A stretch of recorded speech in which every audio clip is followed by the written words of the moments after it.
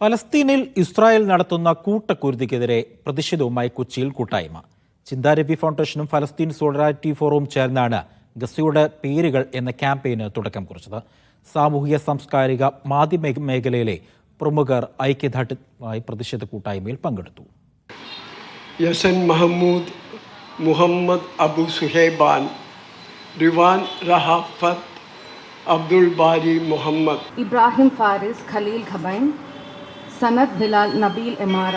ഗസയിൽ കൂട്ടക്കൊല ചെയ്യപ്പെട്ട 18,000 കുട്ടികളുടെ പേരുകൾ വായിച്ച് അവരെ ഓർക്കുകയും ഇസ്രായേലിന്റെ മനുഷ്യാവകാശ ധ്വംസനത്തിനെതിരെ പ്രതിഷേധിക്കുന്നതുമായിരുന്നു കൂട്ടായ്മ. നമ്മൾ അവരെ ഓർക്കുന്നത് കൊണ്ട് അവർ പുനർജീവിക്കില്ല, പക്ഷേ നമ്മൾ അവരെ വീണ്ടെടുക്കും.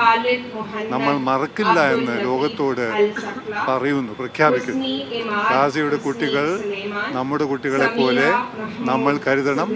എറണാകുളം വഞ്ചി സ്ക്വയറിൽ നടന്ന ഐക്യദാർഢ്യ പരിപാടിയിൽ 1500ഓളം കുട്ടികളുടെ പേരുകൾ സാമൂഹിക സാംസ്കാരിക മാധ്യമ മേഖലയിലെ പ്രമുഖർ വായിച്ചു. ഗാന്ധി ജയന്തിയാണ്. ഗാന്ധിജി നമുക്ക് മാത്രമല്ല, ഗസയിൽ കൊല്ലപ്പെട്ട കുഞ്ഞുങ്ങളുടെയും ഗാന്ധിജിയാണ് എന്ന ഓർമ്മയോടെ മുഹമ്മദ് ബക്കർ നസുർ അൽ ജാ അൽ, ഹല അഹമ്മദ് ഫയസ് അൽ ദാദ, സെലീൻ മുഹമ്മദ് ഹാഷിം ഖല.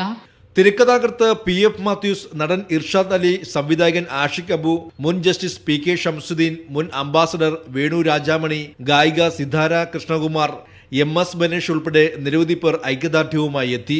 ദുഃഖത്തിന്റെ സാമൂഹികാവിഷ്കാരമായി ഫലസ്തീൻ പരമ്പരാഗത നൃത്തരൂപമായ ഡബ്കെ ഡാൻസും അവതരിപ്പിച്ചു. മീഡിയ 1 കൊച്ചി.